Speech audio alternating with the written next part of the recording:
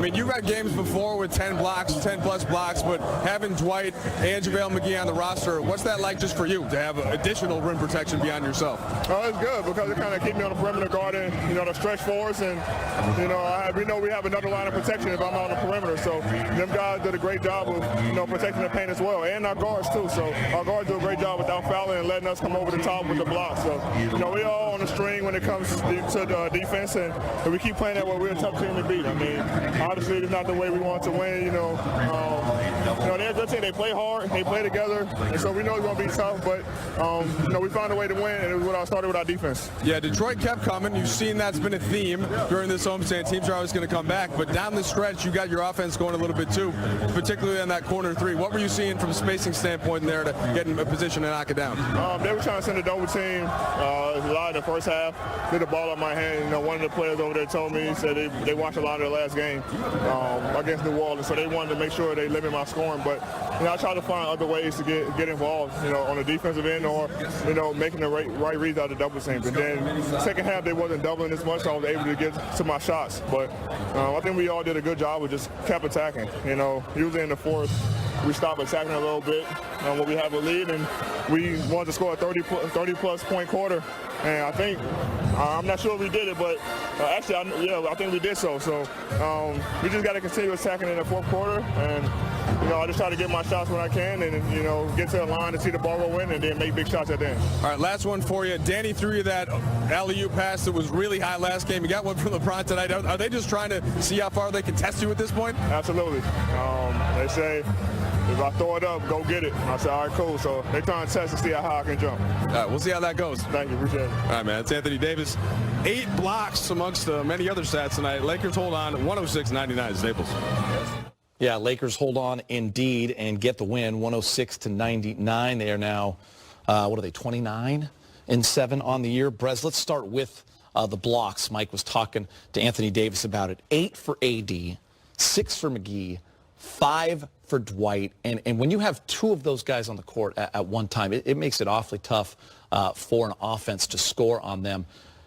Franchise record's 21. They lead the league with 7 per game, but 20 tonight is a pretty special number. Yeah, I'll tell you what, we said before the game, hey, it feels like every week, maybe even every other game, this team is close to setting a record, or one of their players is scratching up against history.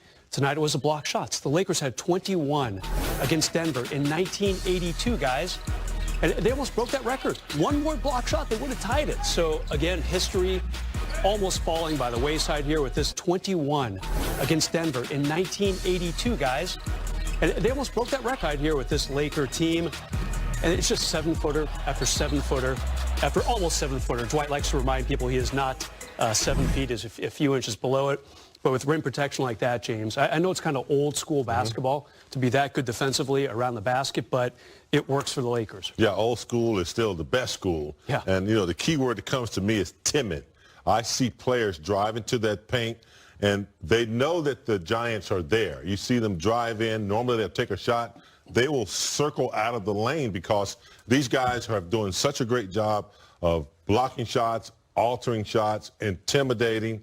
And I'm sure in the scouting reports, the opponents have to know that if you go in the paint, go strong, because they got some really good shot blockers. And tonight was an indication, 21 shot. That's a lot. Yeah, and Dwight, just a few days away from his contract being fully recognized. He's on that non-guaranteed contract. Guess what? He's fine. Yeah, not that he had to pad the resume anymore, but 11 points, 9 rebounds, and 5 block shots. Yeah, he's good. That's what he's done for this team, guys. What a great story of redemption. He has completely reclaimed his spot as a very good shot blocker in the NBA. He and JaVale work great off each other. One comes in for the other, and they've been fantastic. Listen, I feel like every night we have to choose between talking about AD or LeBron before we get to the highlight. And that's what it's like when you have 2 superstars. I'll start with LeBron tonight because 7 straight games, James, with 10 or more assists. He has 11 tonight, and he has another triple-double. It's amazing that he does it, and he makes it look so easy when he does it. Tonight was another example. He wanted to get guys involved, and right away he came out and established himself as the distributor. So I'm not surprised. He continues to lead. 11 assists. How many turnovers? Not many. A handful. 3. Yeah. Yeah. Another great ratio. Ratio for is still intact. Yeah, we talked about the ratio in the last 4 games. It's 5.6 to 1. Yeah, longest streak of 10-plus assists. Second one of the season, Brez. Look at that. I mean, that's pretty incredible in year 17. It was really fun to listen to him after the win against New Orleans a couple nights ago. And you can tell he's really enjoying this cat and mouse game of him against the defense, whether it's in isolation or it seems like his preference this year is pick and roll, especially when AD is concerned. And he's loving almost the fear in the eyes of the defense. He said he loves when there's 4 eyes on him because that means someone's open. You know, if 2 guys are kind of watching him and shadowing him, he's going to find an open man. And he's been doing a great job of that. Never led the league in assists. This could be his time to do that. Yeah, I think he's going to do it. And we had that crazy stat in the pregame show. First time for a player averaging 10 or more assists in their career. Rod Strickland finally averaged 10 assists per game in year 10. Well, LeBron's doing it for the first time in year 17, and it's 11 per game. That's what's crazy about it. I mean, he's hopping around like a 3rd or 4th year player. And not only is he, leading in assists, his decision-making is amazing. It seems like he never makes a wrong decision when he makes an assist. He knows where his players are. He knows where the defense is going to be. And it's just like he's just setting you up, and he just makes it look so easy when he makes the right decision, seems like every time. Yeah, all right, guys. Well, let's get you to the highlights. We take you out to Staples Center. The Lakers hosting the Pistons. Anthony Davis coming off his big game against New Orleans. Off the inbound, shot clock winding down. JaVale McGee throws up AD. It's how you play. And Kuz is double figures in 7 of his last 9 games, as you heard him right there with Mike Trudell. He's finding his rhythm. He feels good, James. Yeah, I think, after being a young player on a couple of young teams where he got to do what he wanted to do and shoot volume shots, now he's with a veteran team. So I think he's slowly learning how to play amongst a bunch of veterans, not only AD and LeBron, but he's got to let the game come to him. He's not going to get the shots that he wants. This guy loves to play, and he loves to shoot. And so when he's hot, he's a guy you can go to, especially off the bench. But he's got to just, continue to do what he's doing, let the game come to him. He's an awesome talent. Yeah, I'm going to go back to a trade that did happen about 6 months ago and the Anthony Davis deal. And the Lakers very much wanted to keep Kyle Kuzma in that deal. It's very important for them to hang on to him because they gave up 3 draft picks and 3 other young players. So I don't think they give him up that easily if the trade rumors are to be true. And if Kuz needs any inspiration from someone who is beleaguered and badgered by trade rumors year after year after year, he can pick up the phone and call Pau Gasol, who, as good of a player as he was, a 2-time champion with the Lakers, multiple All-Star, a very gifted player. He was in so many different trade rumors over the years with the Lakers and he never let it affect him on the court. And I always appreciated that about Pau.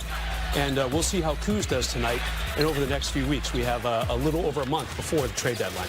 I've never really been concerned with Kuz this season, and I say it just from the standpoint, kind of, James, what you were talking about. It's an opportunity league, and with more opportunity and more minutes for Kuz, I think it'll only do him justice. You have to remember that the team has played 35 games. He's only played in 26 of them.